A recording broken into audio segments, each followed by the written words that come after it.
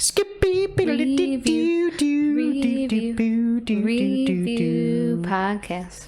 Welcome to the Review Podcast. I'm Anthony. I'm Brie. Brie, I have a question for you. What's your question? What scares you? What scares me more than anything else in the world is wedding planning. It is. It's very scary. It's scary. It's scary when you see the price. Oh, very scary.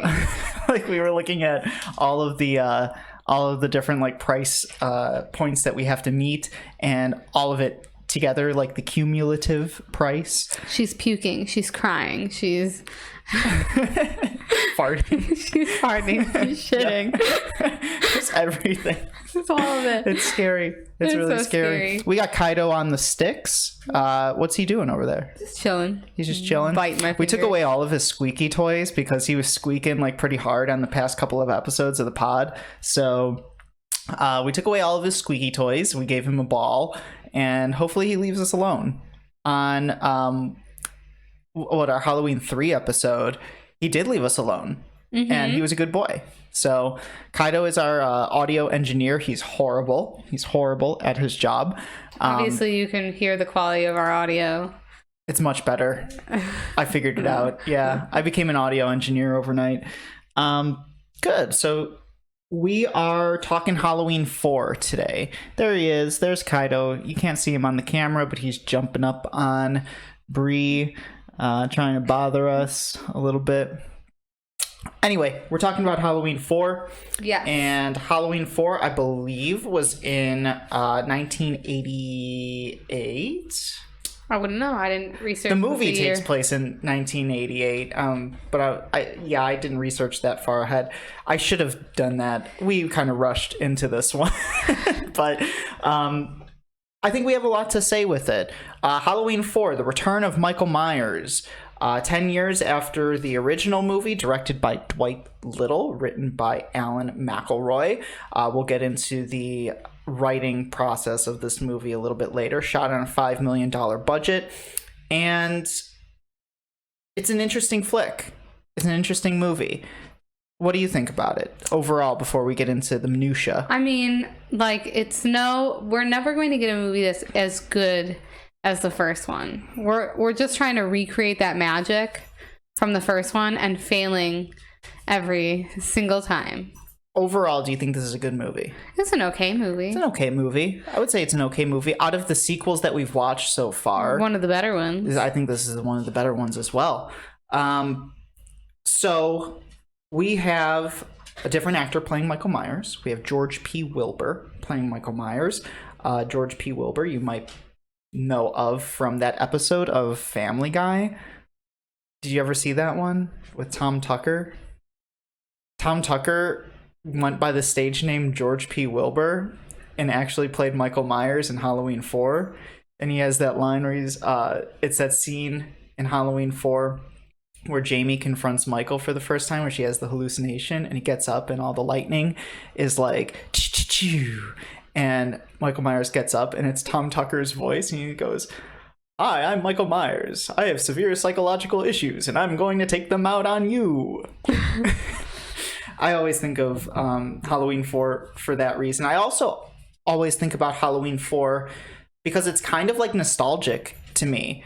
When I was a kid, or I guess a preteen, and I was getting into like watching all these horror movies and like becoming kind of a fan of cinema, so to speak.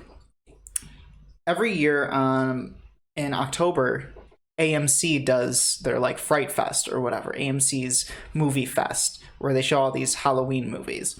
Halloween 4 and Halloween 5 were always shown on AMC. Like every time you put on AMC, it's like Friday the 13th Part 6, Halloween 4, and Halloween 5. You would never be able to catch Halloween 6. You might catch H2O one of these days. You catch the first one, never the second one, and never the third one, but always 4 and 5. I have to tell you, I've never seen the third one on TV. You never seen it on TV? No. Season of the Witch? Never. Really? Never. Really? And more recently, it's popped up on TV. Not like when we were kids and you would watch like AMC's Halloween Fest. More recently. Like this year when I was looking at AMC and like what they were going to show, Halloween 3 and Halloween 6 were like the big ones that were on AMC, and the others were kind of like never heard of this year. So we have George P. Wilbur playing Michael Myers. I have a critique. So let me ask you first. What do you think about Michael Myers in this movie? One of the worst Michael Myers masks I think we've seen so far. Like, okay. We've only seen 3, including this one so far. Yes. So just wait till the next one. The first one's really good, and then the second one they claim it's the same mask, but it's not. It's definitely not. And then this one is probably like dollar bin. Like, we saw the first one once, and we're now creating it from memory. That's what it reminded me of. It looks like such a knockoff. It looks like so something bad. you find at like. But are we to believe the clearance section of Party City? So here's my thought: it's not the same mask. Like, this is not Michael's same mask. Mm-mm. Michael picked it up from the Halloween store, like a Party City type. Yeah. Like it was like a general store. So he was probably like, this is a knockoff of his original mask, and I don't know why they're selling that mask in Haddonfield. Wouldn't after a big traumatic like event like that, you'd stop selling that particular mask? You would know, like you would think, right? Oh, this is the mask that serial killer that killed like 13 people that one day. That's the mask he wore. Maybe let's not sell that at the general store. But it seems like it's a pretty popular mask, because we'll get into, there's a scene later on where a bunch of people wear. Those kids are jerks. Yeah, we'll talk about that. We'll get into it. So before we even start, we are going to get our treats ready to go. Oh, yes, Brie's treats. So Brie's treat today, we're going to make a red velvet like cheesecake cup. Like how you would in like a muffin tin. Mm-hmm. You're going to make your cheesecake base. You're going to put your red food dye in there, make it red. And then you're going to do your cream cheese frosting on the top. You're going to go to the store. You're going to get those little tiny, like, candy knives. What's a candy knife? It's like a sprinkle, but it looks like a knife. Oh, okay. They sell them around Halloween. Sure. Yeah. You're going to put, like, cherry preserves on top of the white, like, cream cheese frosting. And then you're going to stick the candy knife in the top. Ooh. We're ready. What was the inspiration for this one? This inspiration for this one is... I wanted to do scissors instead of candy knife. Oh. But I don't want to spoil anything. Okay, we'll get there. We'll get there. That was a good call. How creative, Brie. So we want to have some good treats going in there. So there's your treat. If you have not watched the movie, go ahead, watch it, and eat your treat, and then come back with us. Make that treat. Make it good. It's delicious. Honestly, yum yum in my tum tum. This will be the last time I forget to actually make the treat. I got my COVID booster and my flu shot, and this is like day 2 of me just feeling like absolute garbage. Mm-hmm. So I didn't feel like making anything. Yeah. I didn't even make dinner yesterday. I made Anthony make dinner, and I'm probably gonna make. Well, you helped. Yeah, because I had fear for you making dinner right. Yeah, well. I fear for him making food by himself. But tonight he will make the food by himself because it's tacos. I'll fold the burritos. But I did take a COVID test today. I'm negative for COVID. Love. Good. Heart. Those results. Yeah. Anyway, let's dive right in, because I honestly we cut to. Well, they're trying to hold on. I'm gonna do a toxic male trait, and I'm gonna interrupt you before you even start. If you have watched previous episodes, especially our first episode, there's a point in the first episode where I'm really trying to get like a word in, and I try to talk like 3 different times, and he interrupts me all 3 times, and then I was trying to get a word in edgewise to explain myself and what I was like trying to talk about, because I listened to our first episode and I noticed, you talk over me a lot. But go ahead, sir. Toxic male trait. Well, I just really liked the first Halloween movie. I had a lot to say.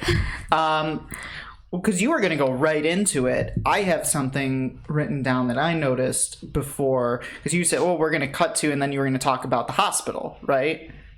Or am I wrong? Were you going to talk about something else? I was going to talk about like how when we get here, they're moving this man again. Yeah, I was going to go something before that. Okay, go ahead. The opening scene, right? I thought that was kind of cool. Opening scene where it's like Halloween 4 and then like all the people that star in the movie. There's no music. It's just like ambiance that plays in the background.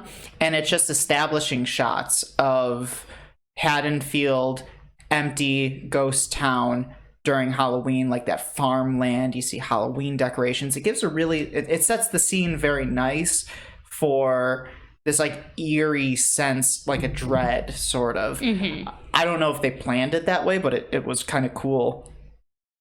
Yeah, that's all I wanted to talk about, though. Okay, so let's talk about the fact that they are moving this. They have learned nothing. Every time you try to move Michael, bad things happen. Like every single time you try to move Michael.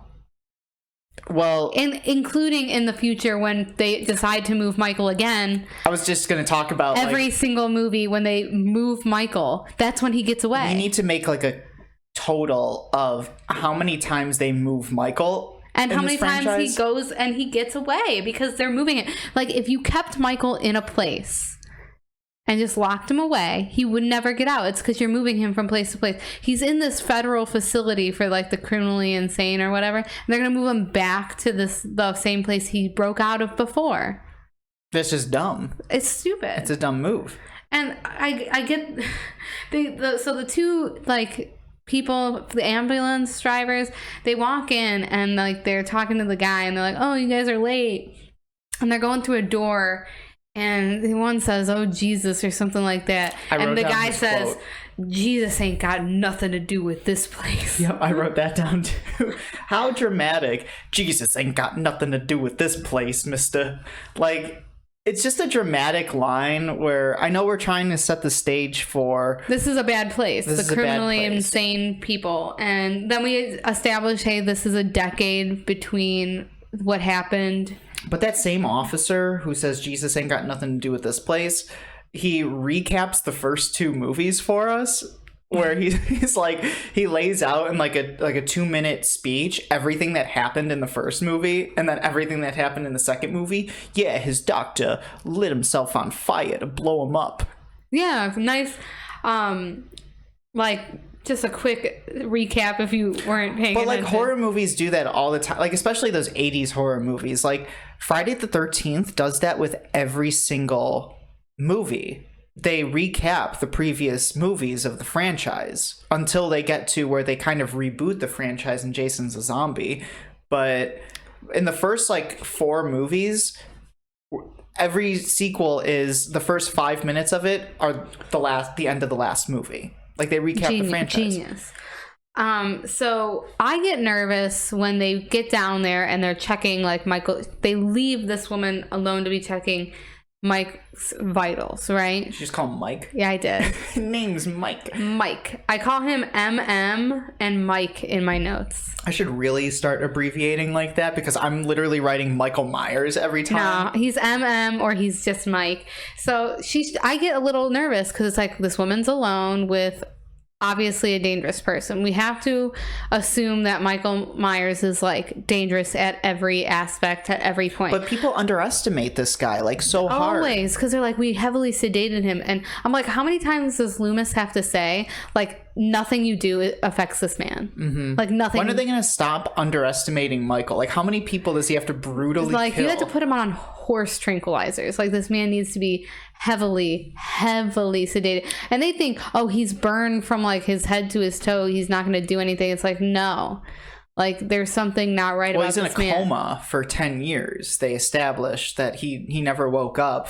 He's been alive, but he's been in a deep slumber. But then they're taking him out, and the first, like when they're taking him out on the gurney, you got the din din din din din, and then oh no, something bad's gonna happen. Yeah. Like immediately. I was like, oh no, they're coming for him, right? But before we even get there, like the doctor at this place is talking some mad shit about Dr. Loomis. So I wrote that down too. I said, why do people hate Loomis so much? He did nothing. Well, Loomis is a bad doctor. He is a bad We've doctor, this. But he tried his best for everyone to be safe. Like, he told everyone Michael is going to kill people. Yeah. like Loomis is a bad psychiatrist, but like you said, he's generally out to keep everybody safe and do everything he can to catch Michael, kill Michael, keep the people of Haddonfield safe. And I don't know why people just hate this guy so much, because I wrote down the line that one doctor says about Loomis. He says maybe he'll retire or maybe he'll just die. I said Dr. Loomis is in a ceremonial position where he's not like really doing anything. He's just there to be there. Because respect. They put respect on his name. Respect. But I'm like, he's the only one who like, not, I wouldn't say Do you think they're jealous? Do you think they're jelly of Loomis? I think people blame Loomis for what happened to Michael, but we established that he did not let Michael out. Like, he tried his best to get Michael. I was like, he arguably saved lives. This is really the fault of the government. Yes. This is the fault of the government, because every time Michael escapes, or every time they make the wrong decision about what to do with Michael, it's because, like Loomis says in the first one, because that is the law. Or because he's in a federal facility, because he's a federal prisoner. He's a ward of the state. He's a ward of the state. And every time, Loomis is actually the one that's like, I told you, you guys should have been doing this. You guys should have been doing that. You guys should have been doing this. And instead, they make the complete opposite decision against the will of Loomis, or against the wishes of Loomis. And it's really the government that is at fault for every time Michael escapes, because they're the ones that are like, well, we're going to transfer him. Yeah, they're the ones moving him around. They're at fault. So we get... Like, they gurney him out, the music plays, you know some stuff's about to go down. As soon as the music plays, which this is the better use of the music. Yeah, we talked about that as we were watching the movie. I was like, man, they use the music really well. It's like not too much, it's not too little, it's like just the right amount to make this feel like that, yeah. You know something's gonna happen. They get into it quite quickly, I think, where he grabs like the guy's like face. So Michael wakes up as the paramedics or the EMTs or whatever they are talking about his niece. Mm-hmm. And they're talking about Lori. And they're saying, well, they didn't really mention Lori. Well, they said like the next of kin is too young to be responsible for him. So he's a ward of the state. We have to assume that Michael, like, this is the first time Michael's hearing that he has a niece, and once he hears that, he wakes up, and then he grabs someone's face and he puts him against he starts bashing this guy's head into the side of the ambulance, and then one of the most creative kills of this whole movie, I think, or maybe of this whole franchise, he thumbs the guy's head. Ah, so gross. And like when we say he thumbs somebody's head, you're probably like, I don't know what that means. His head. Yeah, he literally like takes his thumb, and like I'm moving my thumb right now, and it's I don't have a lot of strength in my thumb. Me either. I don't have enough strength in my thumb because I don't think Michael grabs the person and through their skull. But we're establishing that Michael Myers has above average human strength. He's strong. But he doesn't grab this guy's head. He doesn't like palm it and then thumb the middle of the guy's forehead. Like stick his thumb so far into this dude's forehead that it breaks skull. Ugh.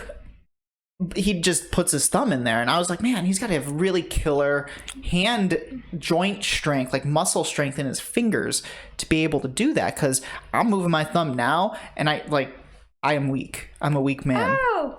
And then we get like obviously... the fate of the people transporting Michael they're dead. They're killed off screen. I tried to make a tally count of how many people died in this movie, but so many die off screen that it was like hard to determine. So then we get a cut to the house where we have young Jamie Lloyd. And she's asking her foster sister, do you love me like a sister? And of course, like, she's like, in the nicest way, saying no. Like, no, she says yes. Well, she says, like, no, she's like, well, you're my foster sister, so it's like a different love than a biological sister, which I think is a load of poop. Like, that's a load of poop. But love is love is love. But it's only been 11 months in the foster home. Yes, they established that Laurie Strode is dead. Died, I believe, in a car accident, they say. Or they make hint at that she died in a car accident 11 months ago. Jamie is still kind of grieving over the loss of her parents, her mom and her dad, which I wrote down, are we to assume that Jimmy, the EMT from Halloween 2, is Jamie's dad? We do see a picture of her dad. But I don't know if I can make it out to see. Yeah, so mom and dad die 11 months prior to the movie. And Jamie is grieving. And I think Jamie is I wish she was written a little bit better, because she is a complex character, where this is a little girl who she acknowledges, she knows about her family's history. Yeah, because she's having nightmares about the boogeyman. So it's assumed that Laurie showed pictures of the mask to her daughter. Right, like how would she be having hallucinations of Michael Myers as he looks like Michael Myers based on just because she had to have seen a picture. It is established that she has like a box of like memories, and one of them is a picture of Michael in the clown suit as a kid. So I was like, but she has to have known what he looked like as an adult. Here, I guess we're supposed to take the assumption that, or the implication in the movie, that maybe Laurie was like being, I don't know, sympathetic towards Michael and like trying to say like, this is your uncle, right? Like he's crazy, he's a psychopathic killer, he tried to murder me and he killed all of my friends, but like, here's your uncle and this is your family history, I guess, which is a lot to give. Like, what is she, like 7 or 8? Right. And I mean, it's interesting because, you know, like that little box is like all she has left. And like, if you know a little bit about the foster system, like they're not taking a lot of things with them. It's usually like one bag, and rarely does everything stay together, and rarely do they stay at the same placement for very long. So 11 months at one foster home, that's pretty good. I mean, she is loved and cared for very nicely. What Rachel offers to make her French toast for breakfast in the morning, I wrote, French toast. You've been wanting breakfast for like days. And he won't take me out to breakfast. So if you think that Anthony should take me out to breakfast, throw a little heart in the YouTube comments and tell him to take me out to breakfast. God, we'll go out. Dang it. One day we'll go out. No, he'll say that. He'll say it and he won't take me out to breakfast. Yeah. You'd be a fool to believe. So Jamie's a complex character. She's grieving. She's acknowledging her family's history. She's trying to be like a normal kid as well. She really doesn't like Halloween, and we'll get to all that stuff. Do we blame her, though? A little bit later. We also established this connection between Rachel, the foster sister, and Laurie, too, because she says that Laurie used to babysit Rachel. So there's a nice little connection there. And we're still in Haddonfield. We're still in Haddonfield, Illinois. Same spot that we've been in Halloween 1 and Halloween 2. Don't know about Halloween 3. I think they're in California in that one. But we're back to Haddonfield, where like kind of everybody knows each other. People are aware of Michael Myers. People know the tragedy, and they don't take too kindly to it. But we'll see some of that later. Yeah. So we have, she has the nightmare, where she sees Michael. And the lightning flashes. Yeah, and she's screaming, and they come to her bedroom. They tell her, "Oh, you're dreaming." And that's when I wrote down worst mask I've ever seen. And at that point, I didn't know if it was a dream or not. Really? Yeah. I guess I just wasn't like paying so close attention. But I don't know. They don't give it any indication that it's just a dream until he pops. She opens the door to try to escape him, and then he's like on the other side of the door. I was like, all right, this is a dream. Yeah.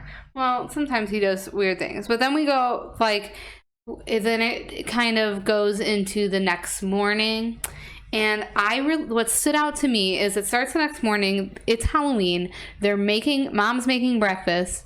Rachel gets upset because she's like, her diet food was thrown away or something. Oh, yeah. And she tells her mom, like, you don't want an oinker for a daughter? Did she say an oinker or did she say a porker? I thought it was an oinker. And I was like, horrible fat phobia. Like in media is like so profound. It's 1988, Brie. Yeah, it's fat phobia. It's 1988. It's a different time. We wouldn't say that today in 2022. You'd be surprised. In a movie, you wouldn't say that today. Maybe in like Rob Zombie's Halloween, you might see that, but not in what we see today. People are more clever with their fat phobia nowadays. Sure. Fat phobia is in everything. Mm-hmm. But then the parents are saying, oh, Rachel, our babysitter, like they pulled out, and Rachel's like, but the guy I've been talking to, I'm going on a date with Brady. I'm going on a date, like we might make it official. And it's, but then she goes into this domino effect of like, this will be your future, like, grandchildren. Yeah, you cancel this date, and then you cancel our marriage, and then you cancel your future grandchildren. I was like, all right, relax here. I was like to myself, high school is such a serious thing. These problems matter. And I was like, I wrote down, babysitting is not the end of the world. It's Halloween. Like, I've had to babysit my sibling when I didn't want to. It's not the end of the world. Like, it's... But then I thought, wow, this might not be the best place for this foster kid, because they should have taken her straight out of Haddonfield, Illinois. The contention with, like, I don't want to babysit her. I don't want to be a part of this.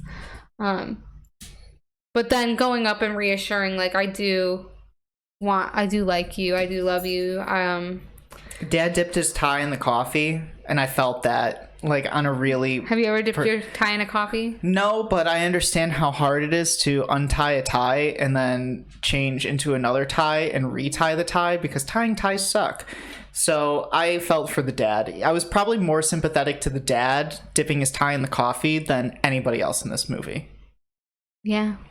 And that comes from a personal place of, I have to wear a tie every day. I understand the struggle of wearing a tie. Thank goodness I don't. I wrote down, as we get back to Loomis, it goes back to Loomis. I said, Loomis is back and uglier than ever. Haha. He's old. He's just old. And he's a burn victim. Jeez, Brie. He calls Michael Myers evil on two legs. Evil on two legs. This movie is, I think, very much more blatant. So in Halloween 1, Carpenter writes all of Loomis's dialogue, and Loomis goes on like all of these different speeches. Oh, he had the darkest eyes, the devil's eyes. Like, I saw him looking through the wall, past the wall, to this day. And then Halloween 2, he says like the same spiel over and over and over and over and over again. It's the same evil.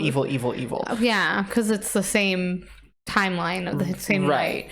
Halloween 4, I think, is very much blatant in the themes of good and evil, because we see this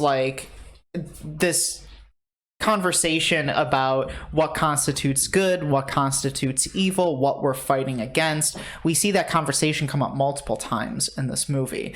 So Loomis is reintroduced, and the doctors hate him. I know, and I said, he's always right about Michael. So how many times does he have to be freaking right about Michael Myers? Oh, even if he did escape, his muscles are useless. And I'm like, absolutely not, considering he put his thumb through someone's head. Did you not just see this man's body with a thumbprint into his skull? And then I wrote down, he is not human. That's what Loomis was like alluding to. Like, this man has no humanity left. He's more robo.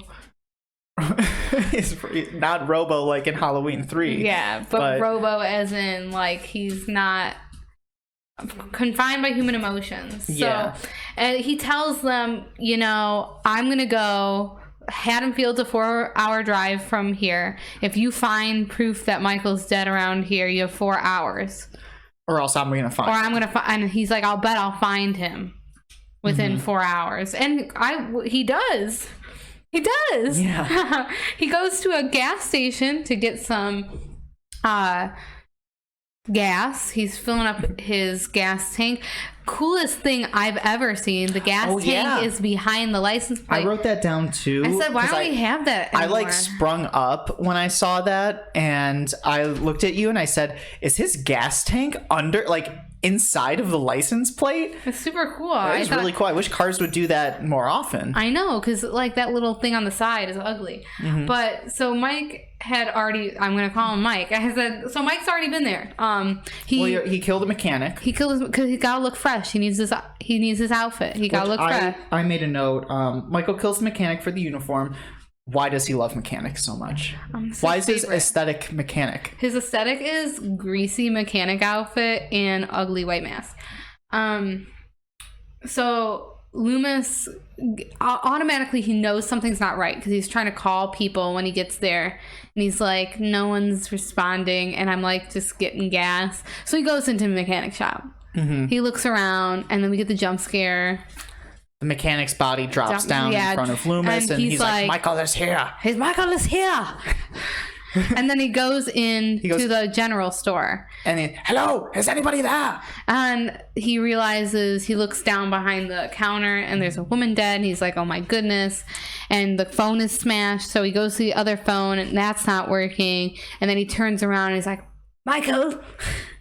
No, he does like a speech to Michael where he's like, Take me, but leave everybody in. Don't go back to Haddonfield. And he shoots. And then he says, God damn you. He shoots them. And I think that's the first time Michael and Loomis actually like confront each other.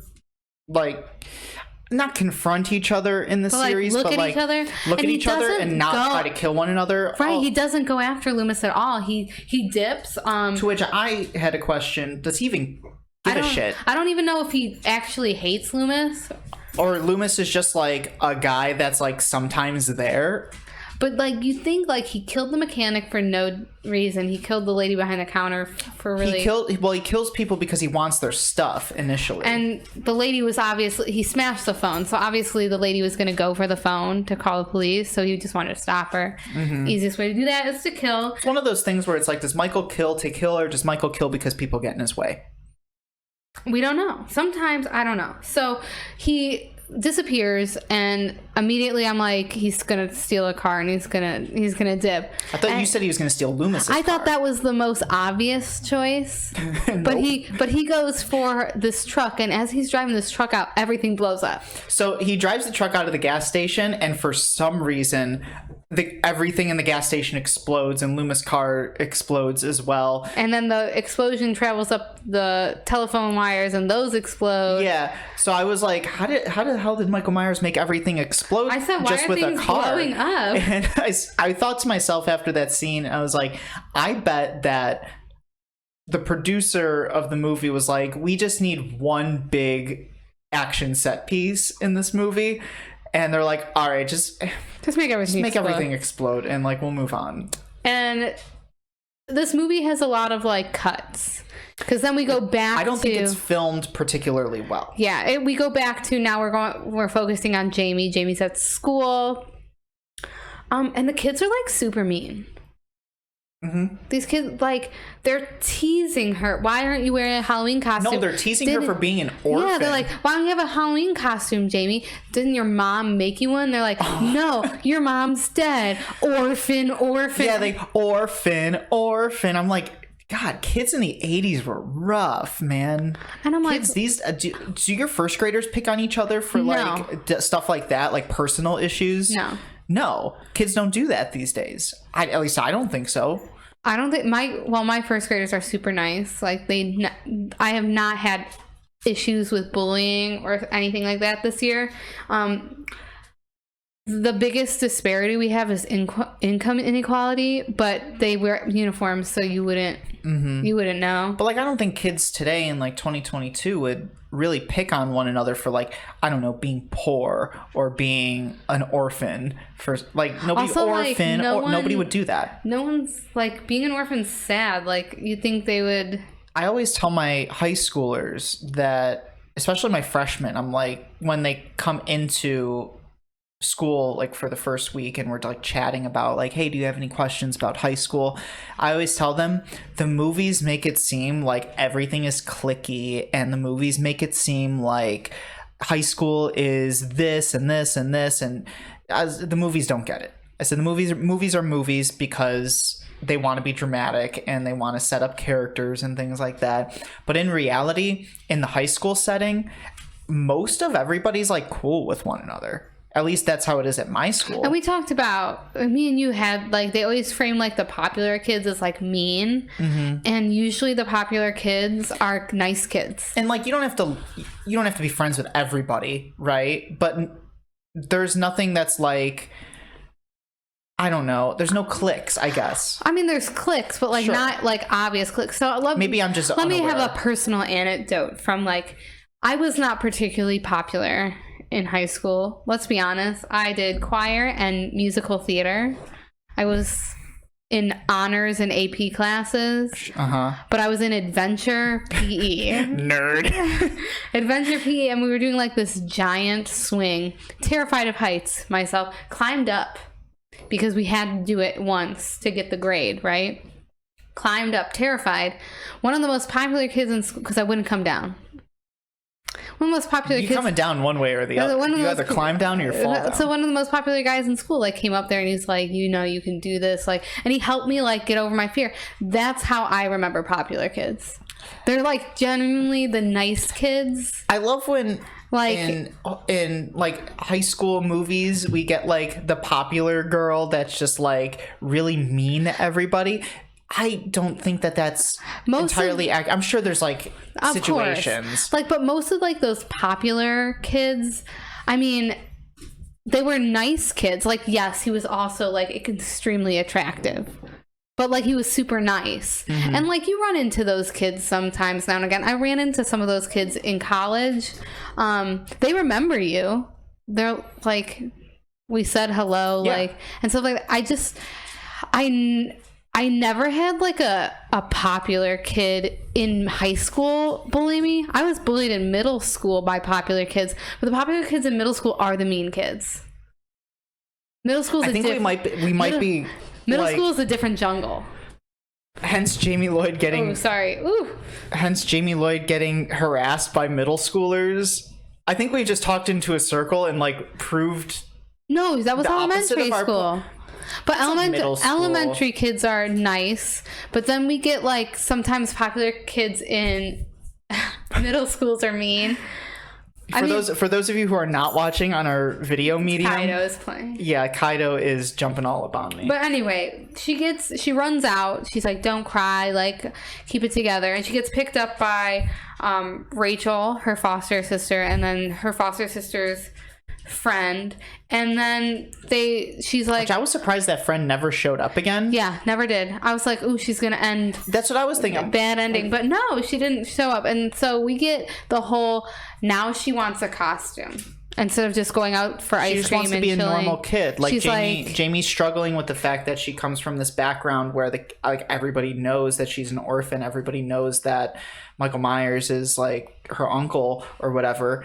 But she wants to be normal, so she's like, well, I gotta do this Halloween thing if I'm gonna be normal. So they go to the store, and this was a hard one for Rachel because she didn't want to come up as a toxic, pushy woman going in and seeing Brady at his job. But the friend made a good point. It's like, but you're like getting a Halloween costume for this kid, like, that's like a normal reason to go to the store.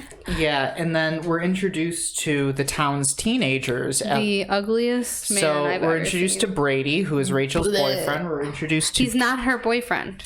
Almost her boyfriend. They're seeing each other. Yeah. We're introduced to Kelly, who's the sheriff's daughter. Also, kind of like into Brady as well. And then we're introduced to Wade as well, who has long blonde hair and is... trying to put the moves on Kelly, and there's this whole like couple minute scene where Wade's like, you dare me to go up to Kelly and ask her out? And they're like, yeah, all right. And so he walks up to Kelly, who's like stocking the shelves, and he just like walks up to her and she goes, Like, fork off, Wade. Yeah, she tells him to F off, and he just like turns around. I was like, man, Wade's gonna get it in this movie. Like, what a loser. And Wade does not show up for the whole rest of the movie. That's like the second character where like you think they're gonna get it and like they don't. And so they go to the store, right? And she picks out a costume. What costume did she pick out, Anthony? It's a clown.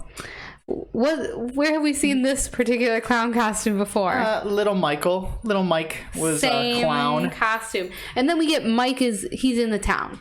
Oh, yeah. Because he shows up in the general store. He picks up the mask. He puts the mask on. She screams, bumps into a mirror, shatters the mirror. Everyone comes looking for her. Which we're to assume that is a hallucination that she's having. But it's not, because he pops up in the mirror as they leave. And then he walks away. So Mike has made it to the town of Haddonfield. And he's here. So we're a little bit on edge. Mm-hmm. And then we cut again because... Of course. Cut to Loomis trying to hitchhike. Oh, yeah. Loomis hitches a ride, and everyone's calling him old man. And Brie goes, why is everyone calling him old man? I'm like, he's an old man. I know, but like that's kind of offensive. Like just screaming, come here, old man. Hurry up, old man. You are what you eat, right? That's so rude. He hitchhikes with this like apocalyptic, fearing... priest. Oh yeah, the priest, who is probably my favorite character in this whole movie, because I wrote down they did not have to go so hard with this priest character. They didn't have to go so hard with this priest character. But Loomis gets in the truck with this priest, and the priest has a license plate that says Amen. He has like stickers all around the car that say like I love Jesus and things. And the priest is like talking in circles, and he's kind of rambling on about like faith, faith, faith. And Loomis is kind of intrigued. And I wrote down the quote that the priest says. The priest says, evil always has a face and a name. He's like, I know you. You're hunting. You're in the same hunt that I am. And Loomis is like, what are you hunting for? And the priest says, the apocalypse. The apocalypse. Evil has a face and a name. And Loomis kind of digs this guy. He's enjoying his ride. Yeah, Loomis is like having fun on this ride. And I would too if I was in the car with a drunk priest. He smiles at it. Mm-hmm. And then we cut again because... Of course, and the cut is a small, like, couple of minute cut to the house. We're leaving to go out, and you said, why are parents always going out on Halloween? Every Halloween movie is all about the parents are going out on Halloween. You would assume that all babysitters are getting murdered on Halloween. Like, this has happened multiple times. Maybe we shouldn't go out. This is a different sort of going out on Halloween than the parents of previous movies. They're not going out to have fun or go to a party. It's a business thing. Yeah. This is so that the dad can further his career business wise. And then we cut again. So what you are making this seem like is we're having so many different scenes at once. No, we're not having different scenes at once. It's what it's doing is it's not doing long cuts of one story then switching to the next story. Right. Where it's quick cuts between the A story, B story. And I know exactly what you're talking about. To keep us like entertained. Like to give you the illusion this is happening at the same time this is happening. This is happening at the same time this is happening. But they are kind of quick. And for those of us that are film aficionados, that's a tactic that Orson Welles coined called Meanwhile Back at the Ranch, where you have your A story and the A story goes on so long until you reach like a cliffhanger almost, like a point of high tension. And then you go to your B story and you go to that until you reach a point of high tension. Then you go back to your A story and you go back and forth until the A and B story kind of coincide with one another. What happens in Halloween 4 is you're getting a little bit of A story, a little bit of B story, a little bit of A story, a little bit of B story, a little bit of A story, a little bit of B story. But we're not allowing everything to reach a high tension point where it's okay to switch back and forth. Yeah. It's just like very quick switching. Because there is no tension of we're going out. Mm-hmm. Now we're switching to... It's just to get scene after scene after scene out of the way. Yeah. And to establish that this is what's going on. So we cut to Loomis has made it to Haddonfield. He goes into the to the police station, the sheriff's office, and he's like, I need to talk to Sheriff Brackett. It's not Sheriff Brackett. Sheriff Brackett, they establish, moved. No, you're not listening to me. He's like, I need to talk to Sheriff Brackett, and they say he's retired unless you're gonna go like some miles south of here or whatever. He's retired. It's established that this man is no longer here. He's like, okay, so then I need to talk to whoever the sheriff is. Sheriff Meeker. And he's like trying to tell them that Michael is here, and they don't want to listen to him. And I'm like, oh my gosh, like this man has been right time after time. But they're like, we got to check out, make sure this all checks out. And he's just saying, he comes up with a totally different plan than he did last. Yeah, so we got to talk about Loomis's difference in Halloween 1 versus Halloween 4, where Loomis in Halloween 1 is all about, don't alert people, let's find this guy, don't like get the town all crazy and riled up. And then Halloween 4, where he's just like, oh yeah, put in, like, tell people to stay inside, lock their doors. They need to know that this guy's out. Broadcast this on the news. Get everyone inside. We need to go find this girl. We need to protect her, bring her somewhere safe. That's a pretty cool little character development for Loomis, I think, where between these movies, he's learned that maybe alerting people is the best way to go. Because what happens in Halloween 2 when he doesn't alert people, and in his defense, though, kids die who are wearing the same costume. But in his defense, if we're going to bring up the first movie and why he didn't want to alert anyone, at that point Loomis did not know that Michael killed anyone, because he wanted to avoid Michael killing everyone. Yeah, so he missed that he had already killed that one guy, because we established that he didn't walk far enough to see the corpse. So Loomis in the first one didn't know that Michael had already killed someone, or else if you knew he had killed someone, you would have like told people, you have to alert people because he's killed. Loomis's whole thing is like, let's try to stop this before it happens. But without knowing that it actually has already happened, he's already in a frenzy. We should, get him. This one, he is aware this man has killed before. Let's make sure that we are being safe.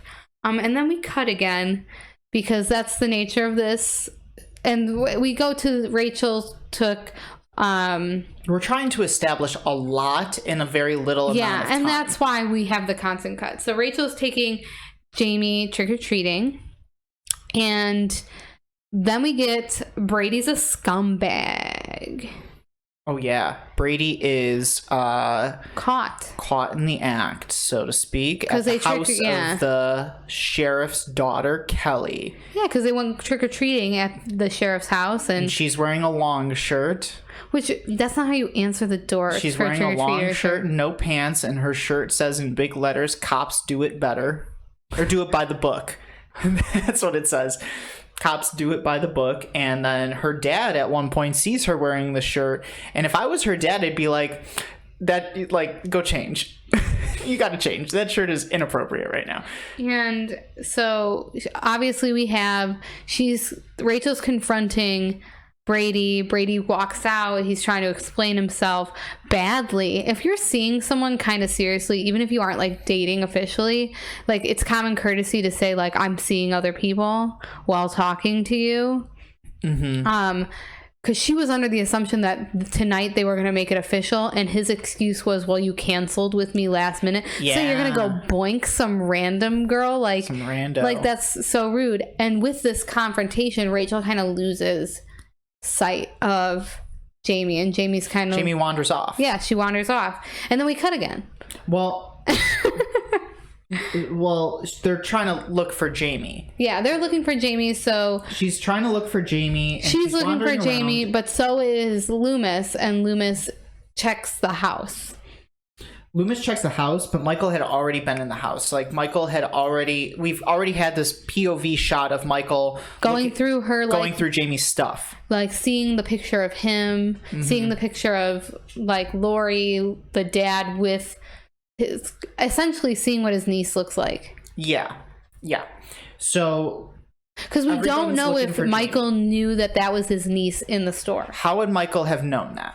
Yeah. So How would Michael have known? true. So we had, like, I think now he realizes that that kid was his niece. But that's such an important little detail to add to the movie. If you're trying to cover up some of these plot holes that might pop up, if you didn't have that scene of Michael looking inside Jamie's stuff, her box of memories, then You're like, how does he know what how does he know? Yeah. So I think that's a really important and kind of a smart move on the part of the writer-director to incorporate something like that. It's very small. It's a very small detail, but it's an important detail. And so Loomis is there, and the sheriff follows him up the stairs, and Loomis says, well, he's been here already. And the sheriff's like, how do you know? And Loomis goes, I can smell him. no, he points to the dead dog on the floor. Oh, yeah. And I'm like, oh, and they killed it. I'm like, why couldn't Michael be a dog lover? Why? It would have been funnier if did he was have to like, I kill? can smell him. Speaking of dogs, Kaido is here. Hi, Give him Kaido. a kissy. Hi, buddy. I love him. Yeah, you're a good boy. Except when you pee in my house. He peed in the house today. He's defiant. He has been very defiant. He's just staring at you. Okay, let's move on. So Rachel's trying to look for Jamie, and she's walking down this alleyway, and in the fog, she sees a man standing there. So I wrote, I'd poop. Because I would. And here we get, and she immediately runs away. Yeah, she immediately knows this is no bueno. She runs, finds Jamie. And then Loomis and the sheriff find both of them. Then we get one of the best scenes in this movie, one of the most confusing scenes in this movie, where my salami leg, your salami leg. Yeah, we see Michael pop up behind a dumpster or behind a trash can, and the sheriff goes, Doctor, is that him? And Loomis looks and he pulls out the gun, and then over on the right side of the sheriff, another Michael pops up, and then a third Michael pops up, and they're like, what the F is going on right here? There's so many Michaels. Loomis pulls a gun, and the guy's like, don't shoot, and he takes off all three of the Michaels take off the mask, and it's just a bunch of teenagers pulling a prank on them, and then they run away and they're like, we got you. And so then you get Loomis and the sheriff, they like get everybody in the car, they're driving away, and then you get the perfect shot of the actual Michael behind. So real Michael was there. We don't know if the one that Rachel saw was Michael or not. Yeah, that's true. But I wrote I was like, the kids play a prank on the police? Double question mark. I said, like, what the hell kind of prank? Like, what idiots? What idiots? It was a very dangerous prank. What idiots? Because who's gonna say I'm gonna play a prank on the police? But Loomis did not like hesitate in the first movie. Yeah. So imagine like if he had shot at them.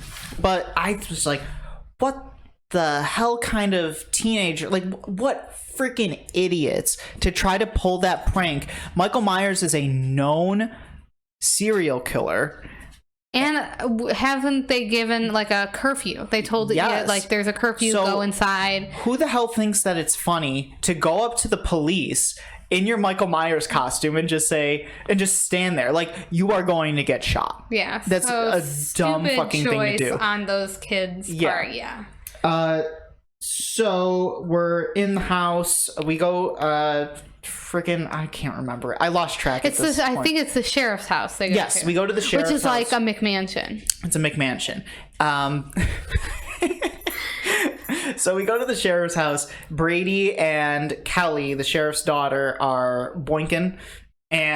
Which you think he would stop after he got into that confrontation with Rachel? He doubled down on it. But he doubled down and he went back in to boink. I mean, to each their own. He's a teenage boy and he wants to boink. Brie, don't you understand this is the 80s? I guess. This is what happens. The sheriff's daughter is easy. So the sheriff, Loomis, Rachel and Jamie are all at the sheriff's house, and they're all prepping to confront Michael, essentially, and they give Brady a gun. Sheriff takes the gun. Deputy to the sheriff is driving to the house. Little does he know Michael's in the back seat, so Michael hitches a ride to where Jamie is. They're all in the house. Lights go out. They can't turn on the lights. And then people just start getting picked off one by one. Yeah, Michael's in the house, and Kelly, I think, is the first one. No, the deputy is the deputy is the first one to die. But then I don't know how far I'm skipping ahead with this, because I kind of lost track at this point. I thought the movie went really slow. It kind of escalates towards the end where it goes a little bit faster. So I didn't write as much down, though. Then the sheriff's daughter, I mean, it always is bad for the sheriff's daughter. I got to describe this scene because this is incredible. This is probably the best kill of the entire franchise. So Michael is sitting in a chair, and Kelly, the sheriff's daughter, is like walking around, and she says a quote. She's like, "I wish we had power so we can watch some MTV," which is the most 80s thing anyone's ever said. And Michael then gets up. He's got a shotgun in his hand. He turns around, looks at Kelly, points the shotgun, and you think Michael's gonna fucking use a gun, right? And instead of shooting the gun, Michael puts it back and then stabs her through the wall with a gun. Brie, the amount of sheer force it would take. How fucking strong do you have to be to stab somebody with a gun? I don't know. I can barely. Why does Michael have to stab all the time? Like, you have something where you could have easily killed her just by pressing a trigger, and instead he's just like, no, I gotta stab right now. I gotta stab with a fucking gun. I mean, he likes what he likes. He likes a stab, I guess. Yeah, and then so we get. It's the most questionable death of, I think, the entire franchise. It's kind of like, why did he have to stab her with a gun? How much raw power? Well, I guess like does you it don't take want to actually shoot off the somebody? gun, because like those guns make a lot of noise, and that would alert everyone right away. But I feel like you're still making noise by. But they didn't know anything happened. Somebody. So Rachel goes down, kind of just like to go ask someone a question or something. She sees the deputy's dead, sees Kelly's dead, screams. Then we get like Brady comes down, and she's like trying to find Jamie. I'll save you, Mary Jane. And so Brady kind of like, I guess he doesn't sacrifice himself, but he does. He sacrifices himself because he can't, like, he didn't reload the gun, and so when he does reload, it's kind of like too late, and Michael just like murgles him. Yeah, and murgles him in kind of a brutal way where you think he's gonna like. We mentioned this in a previous one. The great Khali in WWE used to do a move where it was like a head juicer, and you think that he's gonna crush this guy's head, but instead he just like crushes the dude's spine, I think, like by his neck, like his vertebrae. It's pretty gruesome. It's gruesome. So I'm gonna pause for a second, and I'm gonna give you some behind the scenes. Love it. Before we go on. Producer Mustafa Akkad had a gore mandate. He's like, this movie's got to be gory, so they had to go back and add blood and special effects to the movie, which is why a lot of the kills are fairly bloody in this film. The director, Dwight Little, wanted to approach this movie with more of a suspense and horror vibe, or suspense and thriller vibe, than a traditional slasher horror movie. And I think that's pretty evident. He wanted to really push forward that Michael is not supernatural, that Michael is just an escaped mental patient. And that's why there's not a lot of Michael hopping around from point A to point B. Michael like hitches a ride with the deputy to get to where Jamie is. It's a very like human approach to Michael, even though Loomis goes on these diatribes about how he's not human. And there was, I was going to end with this, but I guess I'll talk about it now. There was a different idea for a Halloween 4 before they came up with this one. So after Halloween 3, they wanted to approach the franchise and bring Michael Myers back. John Carpenter and Deborah Hill kind of took a back seat to everything. The rights got sold. And before the rights were sold, they had hired the novelist for Halloween 2 and 3. The guy who wrote the novelizations, to write essentially the story and the script for Halloween 4. And what this guy came up with was essentially a ghost story following Tommy Doyle and Lindsay Wallace from the first movie, as they were kind of hallucinating Michael Myers. So it was definitely more of like a psychological thriller than a slasher. And the producers pretty much said, we don't want anything, he used the term cerebral. We don't want anything cerebral. We want a slasher movie. So they scrapped that script. Would have been an interesting Would have been movie. really interesting. They scrapped that script, and then Mustafa Akkad sent out like an open call for any ideas for the Halloween franchise, which is where we then get this idea, which is kind of like a return to form. The writer who was hired, Alan McElroy, he was kind of a fan of the franchise, and he wanted to return this back to kind of what made the first Halloween so simplistic. He wanted to return it back to Michael's just a guy, he's a human, and that's how we get what we got with this, and how it's kind of indicative of how the franchise was moving towards giving their writers a little bit more freedom with the franchise as well. And we'll talk about that more when we get to Halloween 5 and 6, because they're really interesting.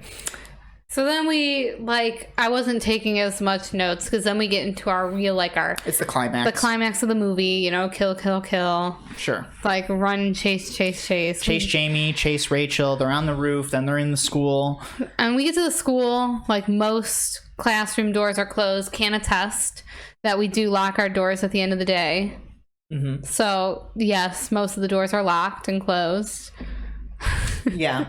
I'm reading a book right now called Taking Shape, and it's a very good book. It's about the production of all of these different Halloween movies, which is why I'm relaying a lot of these stories, because some of them I knew before I started reading the book, but some of them I'm getting as I'm reading the book, and they're really, really interesting.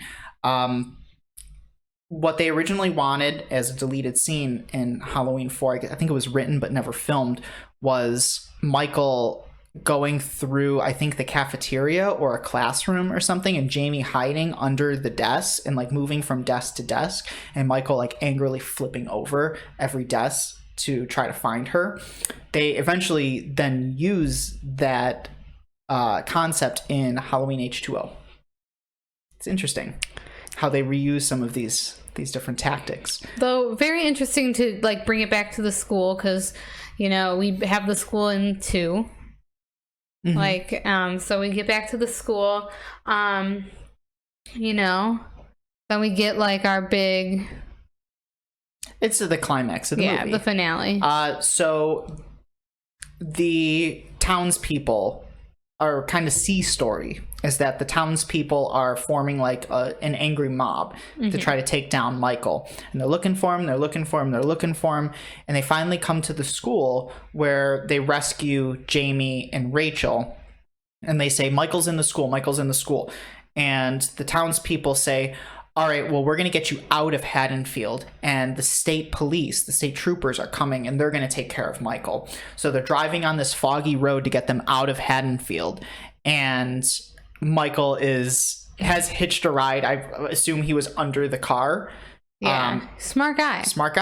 He's under the car. It's a pickup truck, so he comes to the back of the pickup truck. And he does the most crazy thing. So it looks like Michael is struggling to get into the pickup truck. No one notices that this man is trying to get into the pickup truck. But once he gets in there, he throws people out. Well, he stabs somebody in the back and throws him out. So I don't think that one guy died, because he just threw him onto the road. Yeah, there's one he didn't stab at all. He just threw out of there.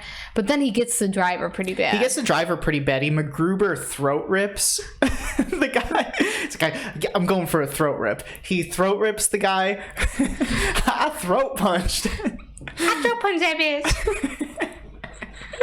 So then Rachel is has to push this guy out of the pickup truck door and then take over the car, and she's swerving. Michael's get me off this crazy thing, on the roof of the car, swerving back and forth. And then they throw him off the roof of the car, and then they hit him with the car. And he does, it's so funny. That's this movie, unlike Halloween 3, I didn't laugh as much, but I did laugh when they hit him. And instead of doing the normal thing. It was a crash dummy. I was instead of doing the normal human body, what would happen if someone hit a human body? He kind of just boink. He fell flat. As if that was a non-living thing. Yes. It's really the 80s. It's the 80s. So Michael gets hit with a car, and then the state troopers come, and the other townspeople are there, and it's almost reminiscent of like Frankenstein, where all of the townspeople go after the monster. And I just wanted to say one more thing before I forget. It's kind of like Michael no-sold the car.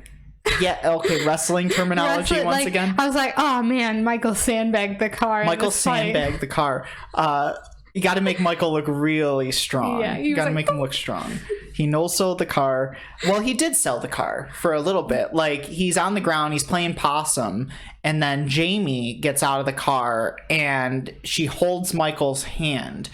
And then Michael gets up. And that's when the evil leaves Michael and goes into Jamie. Okay, I'm going to stop you right there. I was making a joke. No. Brie, you're spot on. No, I'm not. I shit you not. You're spot on. I'm reading this book, right? Taking Shape. And is that what they say that the point was? Well, there's a quote from the director of the movie, and on the DVD commentary, I guess that's what the director explains happens. That the evil, like, she held his hand in the evil. By touching Michael, the evil transfers itself to Jamie. I'm so smart. I shit you not. That is the exact explanation that's given. You do this pretty often. Book. I did not read the book. No, you do this pretty often. Like, you'll call something in movies, and I'm like, how the hell did you know that? Because that's just like, that's what I would do. You know, like if I wrote this movie, if I directed, you would make the evil transfer over through a hand touch. I'd be like, that's the most obvious way, I guess. But anyway, I just have the brain of like, I feel like I can, like, really smart. Like I can just like tell like what someone was trying to do, which is why I think I appreciate bad movies. I wouldn't say this is a bad movie. No, but like you could, like, we'll talk about like people hate some of some movies, like Season of the Witch. Like people hate some of the movies that I really like. And I'm like, maybe it's because I can see what they wanted to do.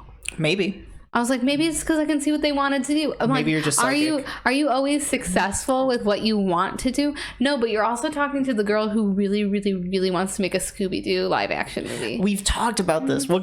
Listen, let's not spoil it now. When we get to like the Scooby-Doo franchise at some point, like then we'll go through our idea for Scooby-Doo, because we have outlined an idea for a live action Scooby-Doo and we TV like show. At one point we were like, let's write this, but then like sometimes life gets in the way, and like Anthony's not the best at writing dialogue, and I'm not the best at writing dialogue. I can write a good story, but I cannot write dialogue. Dialogue's I'm so bad hard, at it. like, because you want to, like, the issue, we'll get into it, but like the issue with Scooby-Doo is like they're teens, and like it's hard to write teenage dialogue when you're not a teenager. Yeah, I'm like a full-grown adult, and I mean the way I talked, if I go back on my Twitter to like when I was a teenager, the way I talked was like such like a cartoon version. Did I ever tell you about one of the highlights of my life when I really made it big in my life was when I tweeted at some point when I was in high school.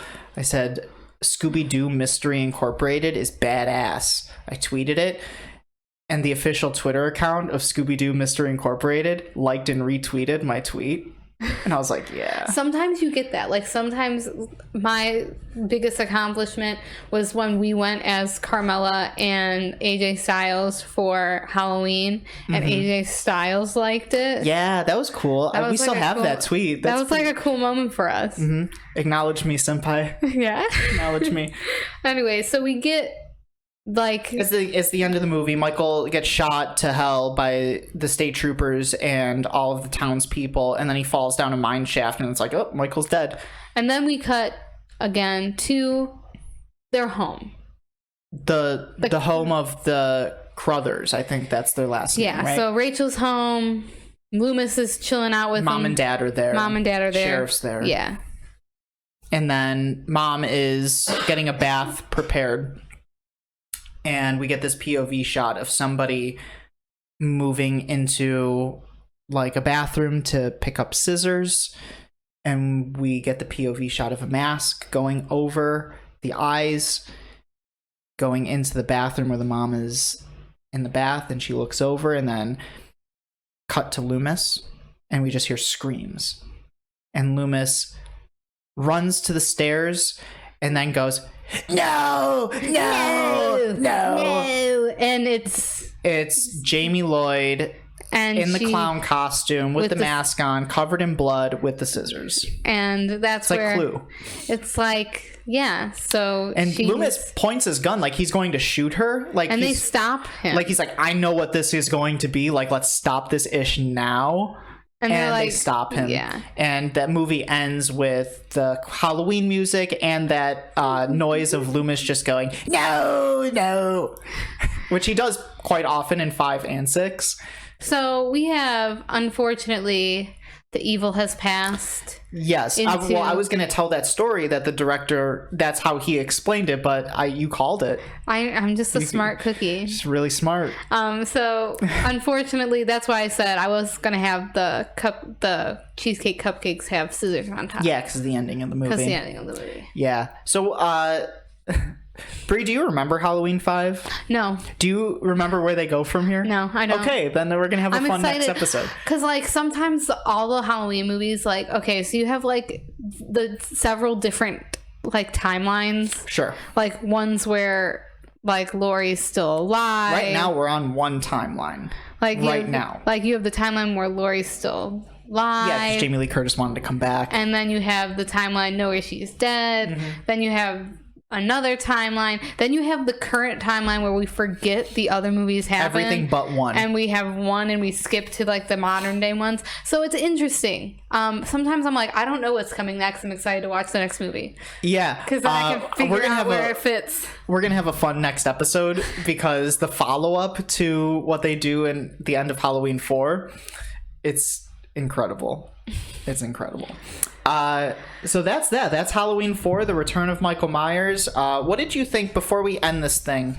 We talked about the mask. The mask is a little boring. I said the mask is way too white, first of all. It's gross. It's probably one of the worst. Yeah. It's very boring. It looks flat. It just looks generic, like knockoff, like we said, like Party City.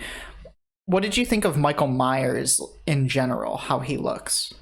Because I had a thing, but I wanted to hear your You said he comment. looked like a softball player. He looks like a softball player. I said he's too bulky. It's like they didn't get him right. So like we had a long conversation when we were doing our pictures for our engagement photo shoots about which person we were going to ask to be Michael, because we both have older brothers. My brother is like tall and slim.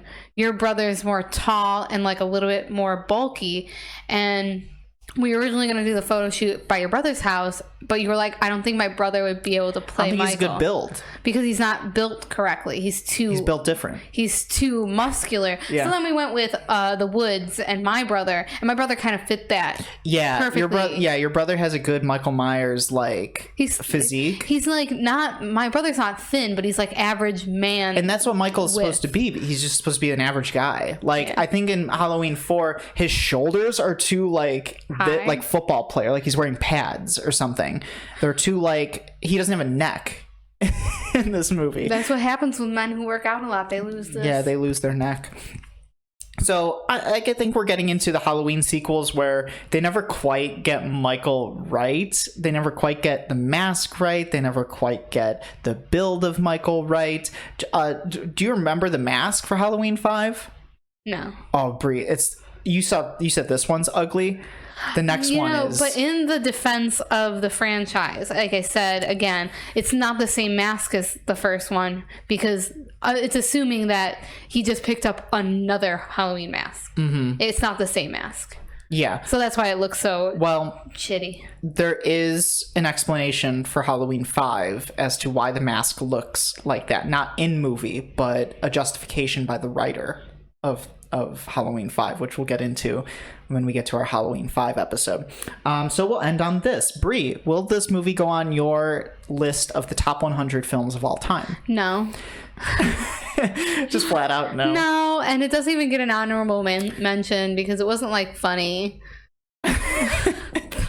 Well, like Season of the Witch, it was funny. It was funny. It was an enjoyable. It was an enjoyable movie. This was enjoyable. I would watch it again. I just don't think it's one of the best movies of all time.